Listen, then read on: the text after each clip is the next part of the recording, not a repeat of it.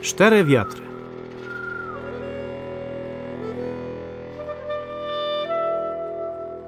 Żele ciedes na kaszebach 4 stolemi. Byle to rodzony braceni, ale se nijak nie mogły pogodzić. Czy jeden na drugiego se głężył, to oni dosyć muchele i wszystko, co ima zawedzelo, se przewrecelo. Z budynków zrywele słomiane daci, w lesie wyrywele z korzeniami wieldzie dziewięta i na dargach łeni przewrycewali ledze. Na młeżu w cyk bele szore. Tak być nie młeże, rzekł Błerówc. Czej niż też i tak dali mnę robić, to wnet niu żadnych dziewiętów kuelnaju niemdze. Tak być nie młeże, rzekł Grzenia. Czej tiż też i remceją, tej nikt aż kac nie młeże. Tak być nie może, rzekła Pólnica.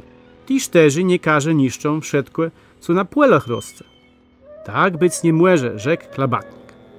I oni mogę nadążać ostrzegać marynów przed niebezpieka, czej niż też nie pocejsze dosyć dmuchają. Pólnica, Błerówc, Grzenia i Klabatnik przeszły do 4 bracynów i ima rzekł.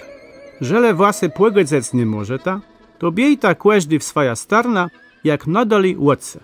Stolem i 4 zdziele nase, tejsa łodzakowali i kłeżdy szedł w swoja starna. Jeden wziął kłuter i dopłynął do Szwedów. To był nordowy wiatr. Dredzi szedł, i aż doszedł do Czechów. To był południowy wiatr. Trzeci zaszedł do Niemców.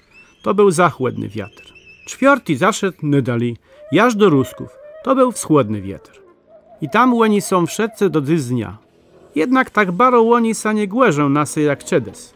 Błe są daleko łodce.